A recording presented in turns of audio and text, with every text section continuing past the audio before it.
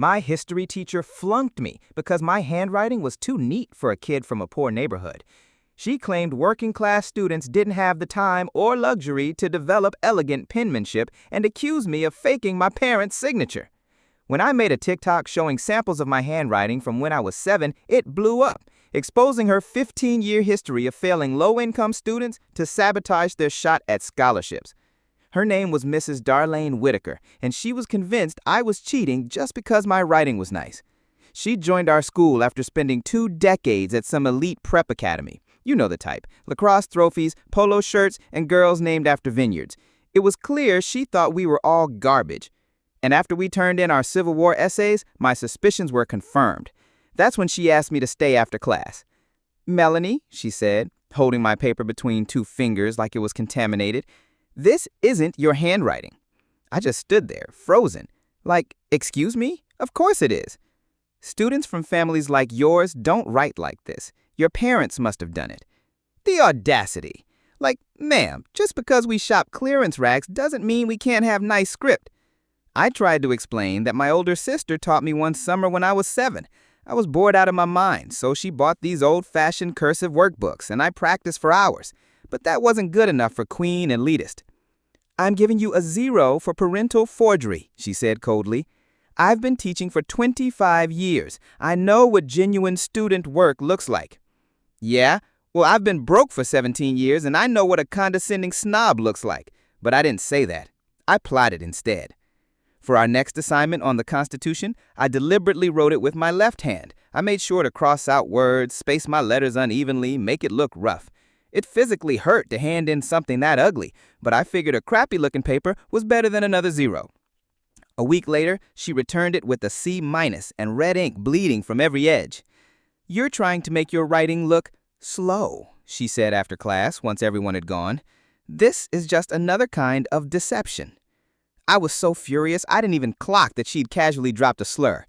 "Are you kidding me? First, my handwriting's too good. That's cheating. Then I make it worse, and that's cheating too?" She leaned back, arms folded. Students who forge their parents' writing often change their style to cover their tracks. And just like that, the paranoia started spreading. Sierra, who had an artsy background, was suddenly under suspicion.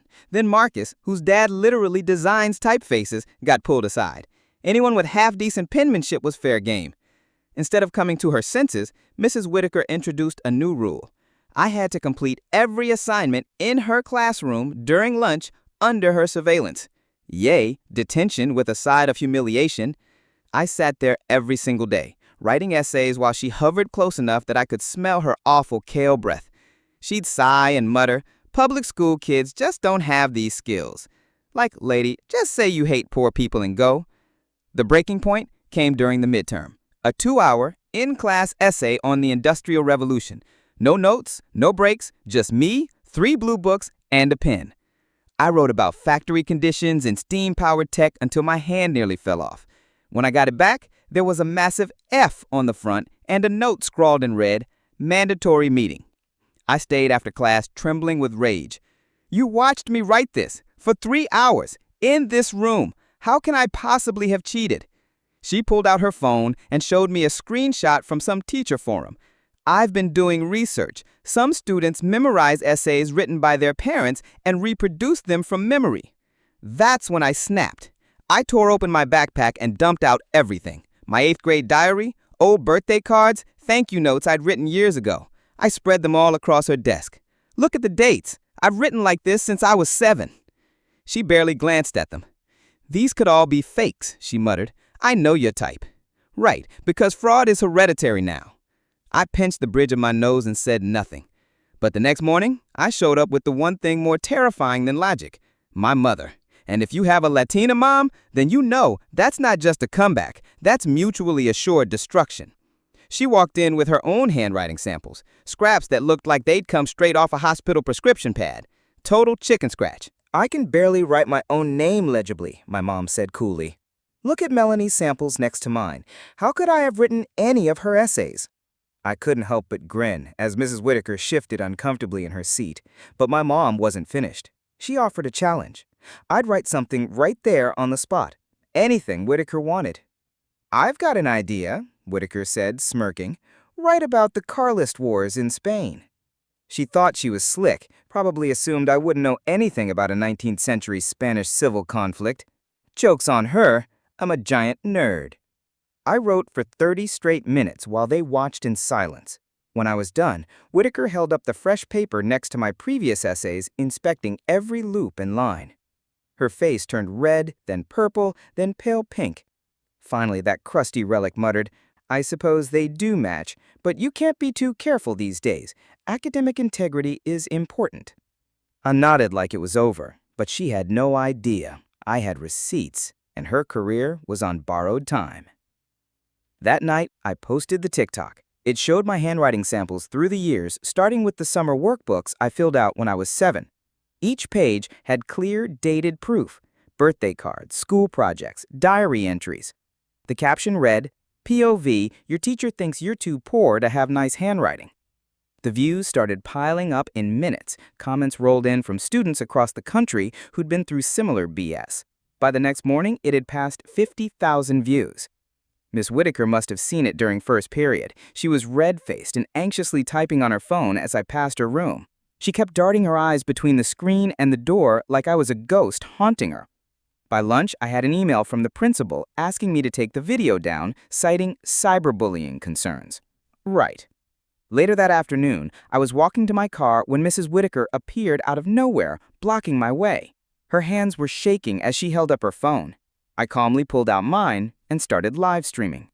She took a step forward, her voice getting sharper. She accused me of ruining her career, said that entitled students always tried to tear down good teachers. More students gathered, listening, watching. My phone buzzed, a message from Sierra. Her mom had seen the video. Her mom, by the way, is on the school board. The text included a number and, "Call me when you can." Whitaker saw me glance at the screen and demanded I delete the video before the school board meeting tomorrow. Her voice cracked on the word meeting. She knew exactly how bad this could get. That night, I stared at the delete button. The video had over 200,000 views. My inbox was flooded with DMs from students sharing their own stories, but I also had 17 missed calls from an unfamiliar number. I left the video up. An hour later, I got an email from someone claiming to be a friend of Mrs. Whitaker's and an attorney. The subject line threatened legal action for defamation. The body was filled with big, vague, legal-sounding words, but I noticed the email came from a Gmail account, not a law firm. The next morning, I showed up early to grab my notebook from our classroom. The security office was empty, but the door was cracked. Through the gap, I saw Mrs. Whitaker sitting at a computer, clicking through files. She was deleting video footage from the last month, including those lunch detentions where she'd hovered over me while I wrote. I stepped into the doorway. She turned around so fast, she almost fell out of her chair. Her face went white. The look in her eyes said it all. She knew I'd caught her erasing evidence. By lunch, my mom had already gotten 3 phone calls from other parents. Mrs. Whitaker was doing damage control, claiming I had faked everything, that I was just a troublemaker who couldn't take criticism. One parent said their daughter was thinking about dropping AP history to avoid the chaos. After school, Marcus found me in the parking lot. His dad had run all my handwriting samples through some advanced font analysis software at his design firm. The results showed clear, natural progression over the years, scientific proof that my writing was legit. He handed me the folder with the printouts. That night, my phone buzzed with a message from a number I didn't recognize. It was Mrs. Whitaker's teaching assistant. She said she wanted to talk but was scared of losing her job. We agreed to meet at a coffee shop downtown. Jay picked me up for our Friday night date, but he looked uneasy. His parents had seen the video and told me I should just let it go. Jay kept insisting it wasn't worth all the drama, that Mrs. Whitaker would probably retire soon anyway. When I asked him straight up whose side he was on, he just stared at the steering wheel. I spent Saturday afternoon combing through old reviews on Rate My Teacher. Whitaker's profile stretched back 15 years. The pattern practically screamed off the screen. Every few years, students left comments about unfair grading, especially tied to handwriting.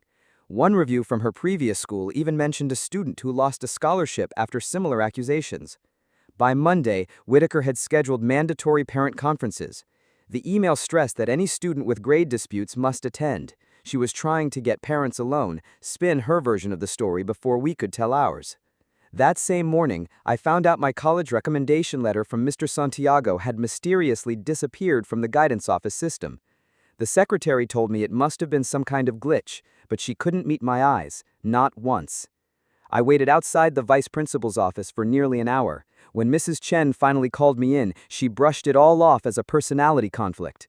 She even mentioned that she and Whitaker had been friends for years, then casually pulled up photos of their wine night from last month like she was showing me her vacation album. The message was loud and clear. That night, I created a fake social media profile and requested to join a private Facebook group Whitaker was in, Educators Against AI. A few hours later, I was in. Her posts from her last job were still there. She bragged about catching rich kid cheaters and ranted about entitled students who think money equals grades. Every post reeked of bitterness toward anyone she saw as privileged. The very next day, screenshots from the English department group chat leaked. They showed teachers openly discussing how Mrs. Whitaker graded based on handwriting rather than the actual content. Mr. Patel said he'd noticed she consistently gave lower marks to essays with messier script regardless of the arguments made. Ms. Alvarez even mentioned she'd started warning her students to write as neatly as possible for history class just to avoid trouble. That's when I started tracking who Whitaker targeted. The pattern was undeniable. First-gen college applicants, students on free lunch programs, kids whose parents worked long hours or multiple jobs. She didn't just fail students, she failed the ones who couldn't afford to fail, the ones who needed scholarships just to dream of college. Then the teaching assistant messaged me again, this time directly. She'd been documenting Whitaker's grading inconsistencies for weeks. She had photos of essays with nearly identical content but drastically different scores, purely based on handwriting styles. She was building her own case, but terrified of retaliation. After that, 3 more students DM'd me privately after watching the TikTok. All 3 had experienced the same thing, accusations of cheating based on neat writing, forced to redo assignments, grades that tanked without explanation. They'd been too scared to speak up until now. Whitaker tried to ban phones in her classroom that week. The rest of the history department shot it down immediately. They knew what she was trying to hide. The whole department was splitting at the seams. Everyone could see it now. Friday afternoon, I was buying a sandwich when the cafeteria worker quietly pulled me aside. She said she'd overheard Mrs. Whitaker crying in the bathroom, ranting about ungrateful poor kids who didn't understand real education. Then she shook her head and said she'd pray for her because clearly Whitaker was battling something ugly inside.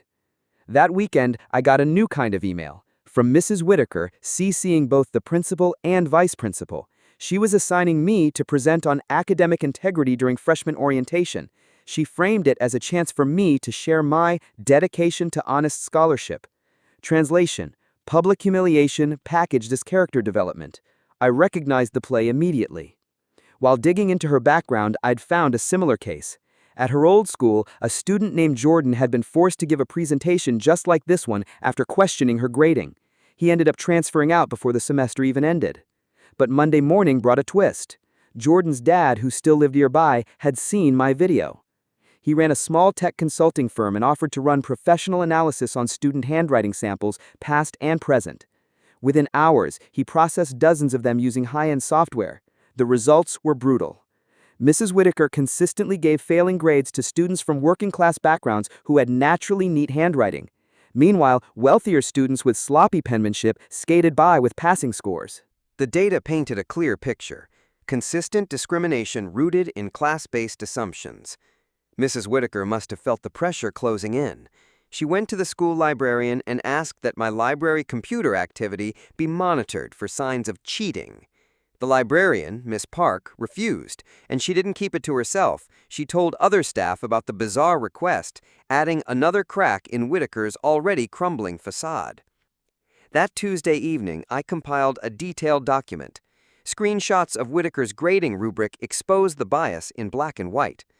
Under the section labeled Authenticity Markers, she'd listed things like uneven spacing and an inconsistent baseline as signs of genuine student work.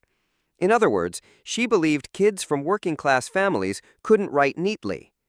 The principal finally agreed to meet with me on Wednesday morning. I showed up with a full evidence folder, hoping we could finally move toward accountability. Instead, he offered vague reassurances about looking into the matter and suggested I focus on keeping up with my schoolwork. His tone made it clear where he stood. After the meeting, I ended up in the girls' bathroom with 3 other students who'd also been targeted. We shared our stories, one after another, each experience echoing the last. Maria had lost her valedictorian ranking. David's scholarship apps were suddenly in jeopardy. Aisha had dropped AP History altogether. We exchanged numbers. A group chat was born. That afternoon, I went back through old yearbooks in the library. The pattern stretched back years. In every graduating class since Whitaker arrived, minority students and students from lower income backgrounds had been quietly dropping out of AP History at higher rates. Those who stayed, barely any of them had ever received an A. Thursday brought a breakthrough. A former teacher from Whitaker's last school messaged me through social media. She said she'd seen the same behavior there, but hadn't spoken up at the time. She gave me names, dates, details. The pattern now spanned more than just our school. Whitaker had been targeting vulnerable students for over a decade. Then came Friday's department meeting, and Whitaker snapped. During a discussion about grading consistency, she launched into a tirade about upholding academic integrity in the face of students who fake their way through. She got specific, mentioning kids from certain neighborhoods. The room went quiet.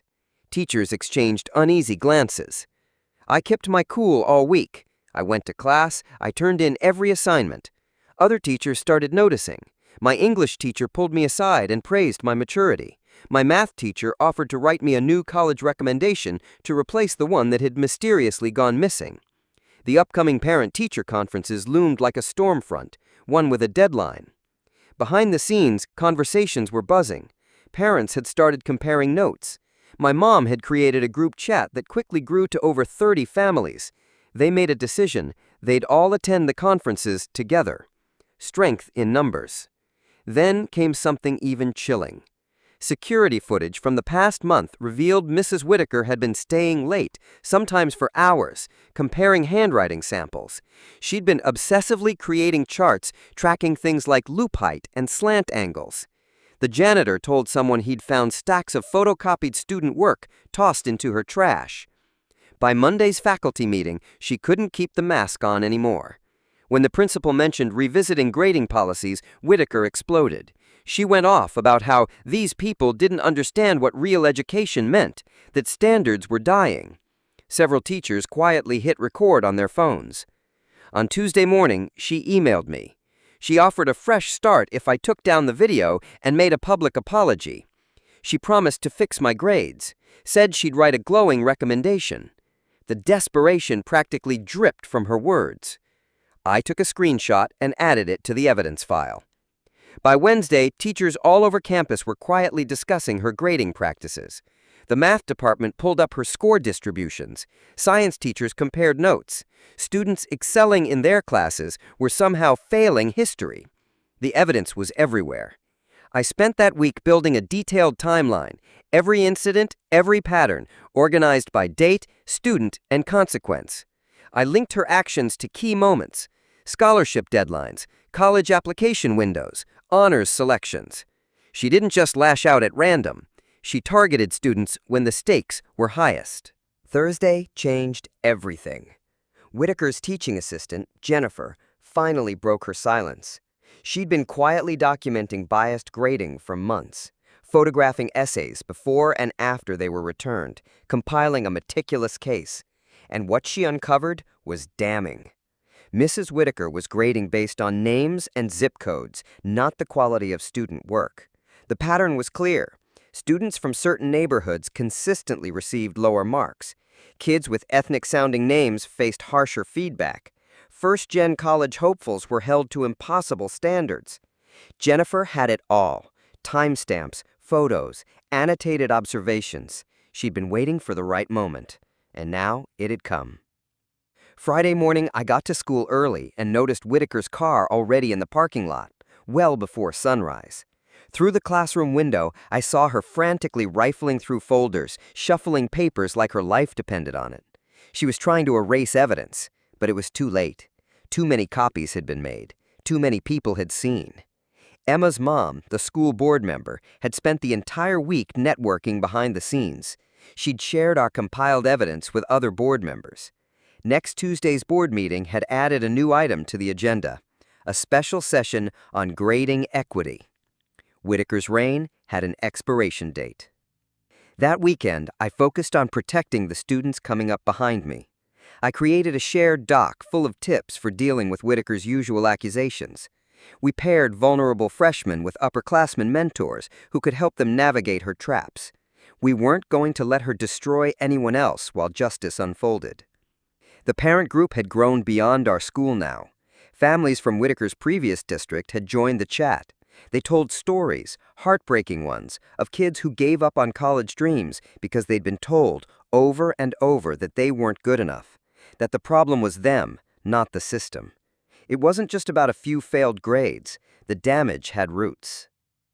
By Monday, the tension on campus was thick. Whitaker's attempt to discredit the TikTok video had completely backfired. She'd claimed it was doctored, but tech-savvy parents had already verified its authenticity. She insisted the handwriting samples were faked, but multiple handwriting analysts had backed me up. Every denial only deepened the crater beneath her. At lunch, Mr. Peterson from the science department pulled me aside. He told me he'd witnessed Mrs. Whitaker grading papers in the teacher's lounge, and he'd seen her mark the names before even reading the essays. She was deciding grades based on assumptions. He'd taken photos and said he'd testify if it came to that. The truth was spreading fast. Students who once stayed quiet were speaking up. Teachers who had doubts now had evidence. Parents who'd blamed their own children started to ask real questions. Whitaker's polished persona was falling apart, one lie at a time. Tuesday's board meeting approached like a tidal wave. Parents organized carpools, students drafted statements, teachers pulled receipts. An entire community mobilized around one core truth. No teacher should have the power to destroy futures because of personal prejudice. That Monday night, I sat at my desk and reviewed everything one more time. Hundreds of pages, dozens of statements, years of discrimination laid out in sharp, damning detail. Whitaker had no defense. Her own words, her own rubric, convicted her. The IT department had confirmed what I'd seen weeks earlier. Whitaker had deleted surveillance footage using her login credentials. She tried to cover up how she'd watched me during those lunch detentions, but she didn't realize the system kept off-site backups. Technology saved what she tried to erase. That night, I couldn't sleep. The board meeting wouldn't affect me. It would shape the future for every student coming after. Would they take action? Would she be held accountable? Could we finally force change? The questions echoed through my mind. Tuesday morning arrived gray and misty. It felt right, somber, serious, like the air itself knew what was coming. I dressed carefully, choosing clothes that showed respect, not fear. My mom made breakfast, but neither of us touched it. We knew what today meant. The school parking lot was already filling by the time we arrived. Parents showed up in groups, walking together. Students clustered by lockers, offering last-minute support. Even teachers who weren't required to be there came anyway. The entire school had shown up to face the truth. Inside the boardroom, the tension felt electric. Mrs. Whitaker sat in the front row beside someone who looked like a lawyer. But no attorney could protect her from the facts. Her usual confidence had vanished. Mrs. Whitaker fidgeted with her papers and kept her eyes down, avoiding contact with anyone in the room. The board president called the special session to order, her voice steady but solemn. She acknowledged the overwhelming turnout and the seriousness of the allegations. She promised a fair hearing for all involved. The structure and formality of the meeting gave weight to everything we'd worked for. Parents went first. They spoke of children defeated by unjust grades, of dreams cut short. Some shared letters from colleges that had turned their kids away due to low GPAs. Others held up financial aid denials that never should have happened. The human cost of Mrs. Whitaker's bias became undeniable. Then the students spoke. One by one, we stepped up to the mic. Each voice added another piece to the same story. Accusations based on handwriting, grades that didn't match effort, opportunities lost. Some of us cried, some stood strong and furious. All of us spoke truth. When it was the teacher's turn, they laid out the hard data. grade distributions that made no statistical sense, rubrics that violated district policy, screenshots, emails, and even direct quotes of discriminatory statements. Their professional, methodical analysis ripped the last threads from any illusion of fairness in Whitaker's classroom. Then the board called on her for a response. Her lawyer spoke first. He called it a witch hunt, blamed a mob mentality, and tried to reduce it all to personality clashes. But against the overwhelming evidence, his words felt weightless, like trying to tape together a dam after it bursts. When Whitaker finally took the mic herself, she doubled down. She claimed she held students to high standards.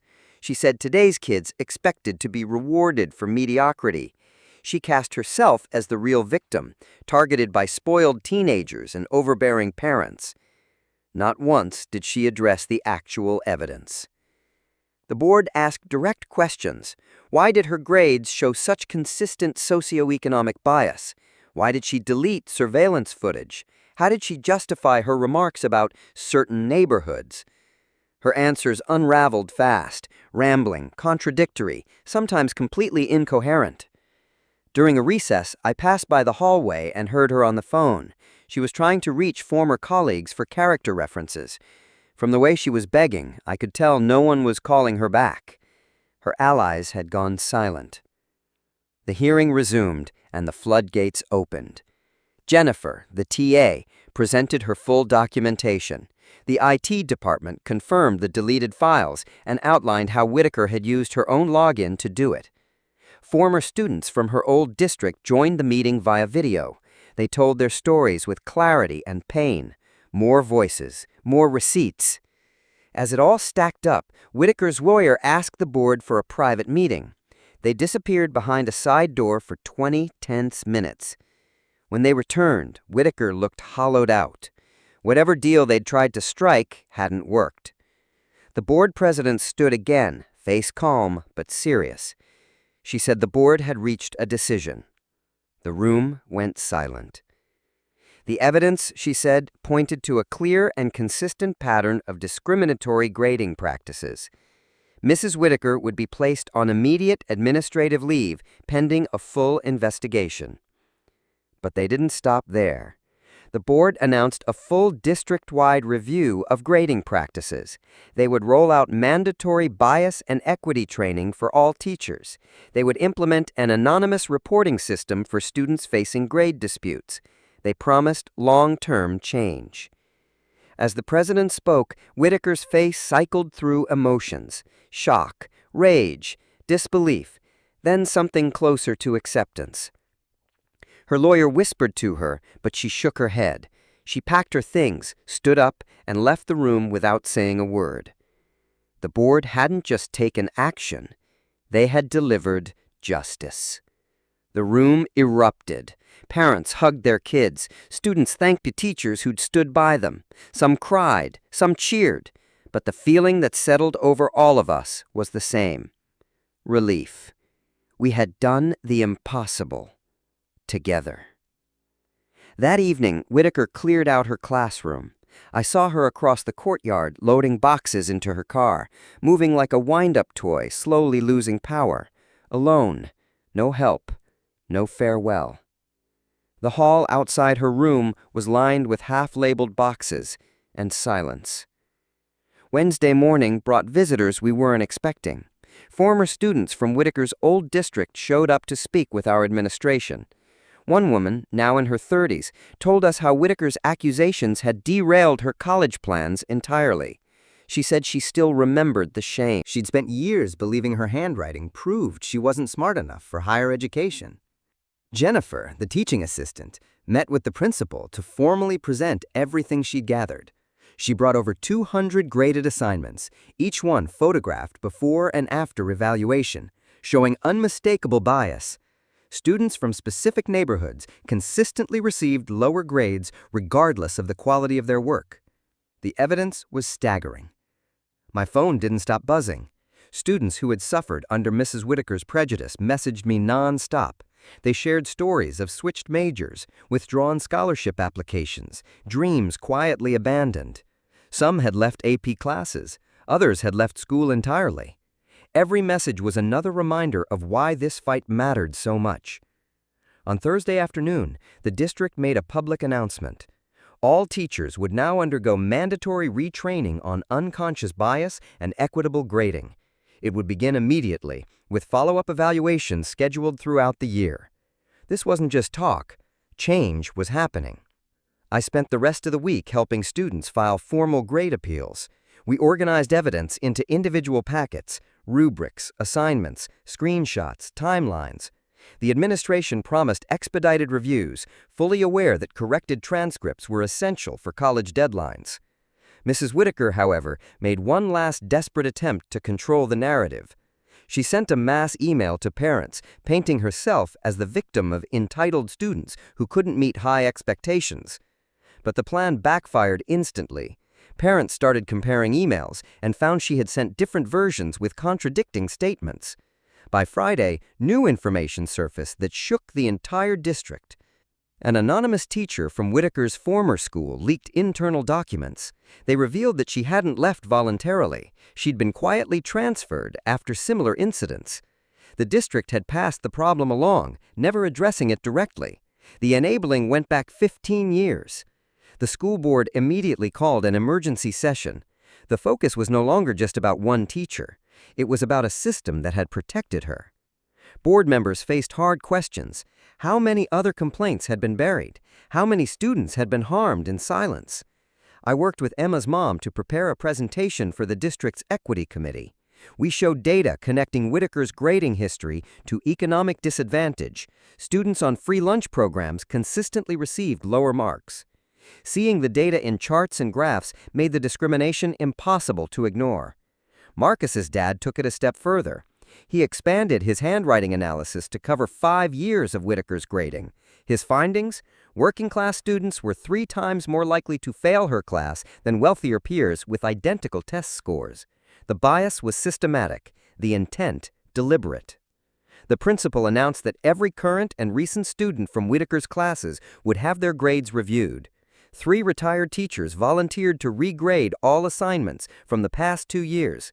They promised fair, content-based evaluations, no assumptions, no judgment based on names or zip codes. Jennifer decided to pursue her teaching certification. She said the experience of standing up and being heard had changed her life. She'd witnessed firsthand the power of truth and of community. Her courage had been essential to everything that followed. The IT department introduced strict new policies. Security footage would now be automatically backed up to cloud storage.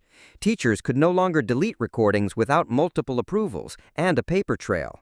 No more quiet cover-ups. Students who had dropped out of AP History were invited back.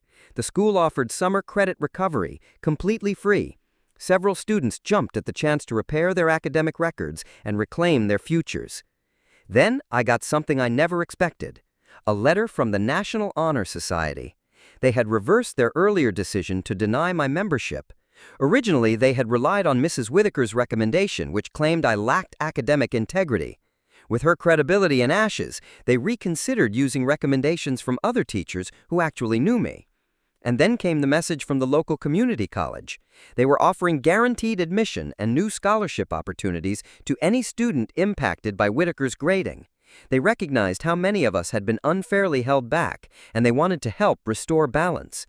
Some students who had given up on college altogether started filling out applications again. Mrs. Whitaker's replacement arrived the following week. Miss Martinez had a reputation for fair, compassionate teaching, and she wasted no time setting a new tone. She announced that all students would start fresh. Grades would be based solely on demonstrated knowledge and genuine effort. The relief in the classroom was immediate. You could feel the tension lift from the air. Parents came together to form a support group for families affected by discriminatory grading. They met weekly to share resources, experiences, and strategies for advocating within the system. My mom became one of the group's core leaders. She used everything she'd learned to help other parents navigate the red tape and speak up for their kids.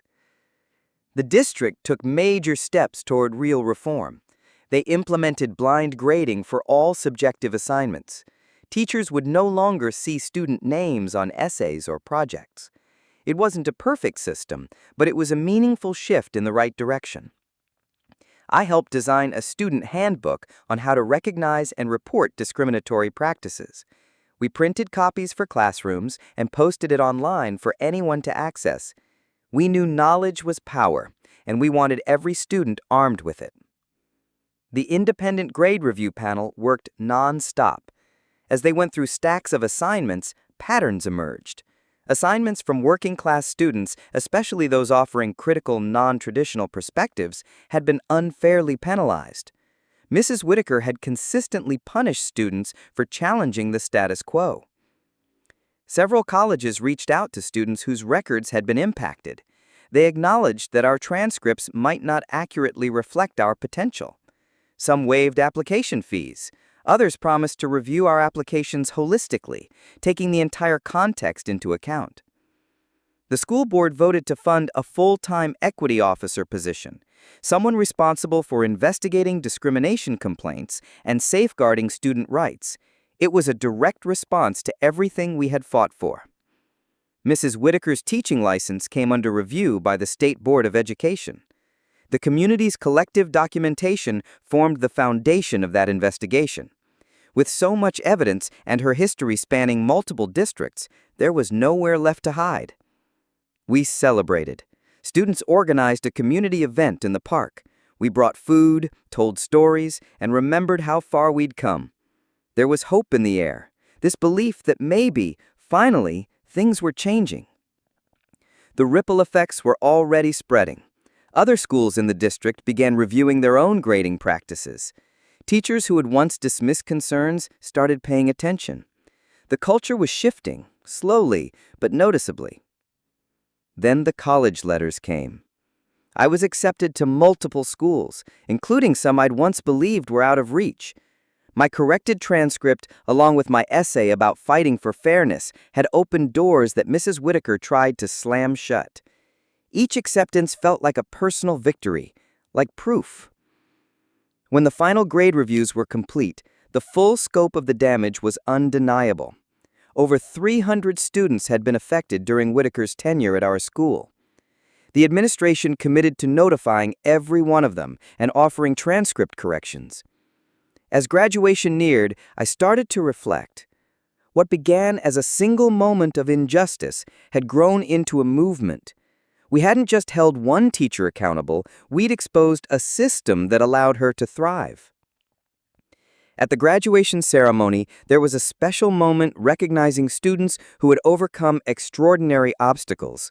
When they called my name, the auditorium erupted. Applause, cheers, people standing. The very handwriting that was once used to accuse me had become the thing that helped reveal the truth. I walked to the podium and looked out across a sea of familiar faces. Teachers who'd testified, parents who'd organized, students who had once been silent, now empowered. Together, we had changed our school forever. At the graduation party, my grandmother's old handwriting workbook sat proudly on display. Those hours spent practicing cursive as a bored 7-year-old had brought me to this moment. Mrs. Whitaker had tried to weaponize my skills, but they became the key to her undoing. That summer, the final piece fell into place. We got the news. Her teaching license had been revoked. She couldn't just transfer to another district. She couldn't keep harming students in the shadows. The system had finally done what it was supposed to: protect us. I packed for college with the knowledge that I'd help make real, lasting change. Future students wouldn't face what we had. The doors she tried to close were now wide open. For all of us. They could write beautifully without suspicion. They could excel without accusation. The policies we'd fought for would protect them now. My acceptance letter from my dream school arrived with a handwritten note from the admissions officer. She praised my courage for standing up against injustice and wrote that the university needed more students like me. In the end, my handwriting had opened doors, just not in the way anyone imagined. The local school board adopted our equity proposals as district-wide policy. Anonymous reporting systems, blind grading options, regular, mandatory bias training. What began as a response to one teacher's prejudice had grown into a movement that changed an entire district. As I packed for college, I made sure to include those old handwriting workbooks. They reminded me that the skills we learn with love and patience can never be used against us, not truly. They weren't weaknesses, they were gifts. And no prejudiced educator could take that away. The impact of our fight would last long after I was gone. Younger students now knew they could speak up when something felt wrong. Teachers understood they'd be held accountable. Parents realized that their voices mattered. The culture had shifted, and there was no going back. When I left for college, I carried more than textbooks and dorm supplies. I carried the knowledge that ordinary people can create extraordinary change. We didn't need lawyers or viral news stories, just determination, documentation, and a community that refused to stay silent. My elegant cursive, the thing Whitaker tried to use against me, had become a symbol of resistance. What she saw as evidence of dishonesty was really proof of something far more powerful: dedication, practice, family love. She tried to weaponize what I'd built, but all she revealed was her own prejudice. The reforms we fought for will protect generations of students to come. No teacher will again use handwriting as a proxy for discrimination. No student will watch their future unravel because someone assumed neat letters meant dishonesty. We'd embedded protections in the system itself. My story didn't end with revenge. It ended with reform. Mrs. Whitaker faced consequences, yes, but more importantly, the flawed system that protected her was dismantled and rebuilt. Even if future students never know our names, they'll benefit from what we accomplished. When I arrived at college, I was ready. My transcript finally reflected the truth of my abilities. And the girl with the beautiful handwriting? She didn't win because she proved herself alone. She won because a community stood together and demanded better for everyone. We had written a new chapter, one where every student's potential could thrive, no matter where they came from.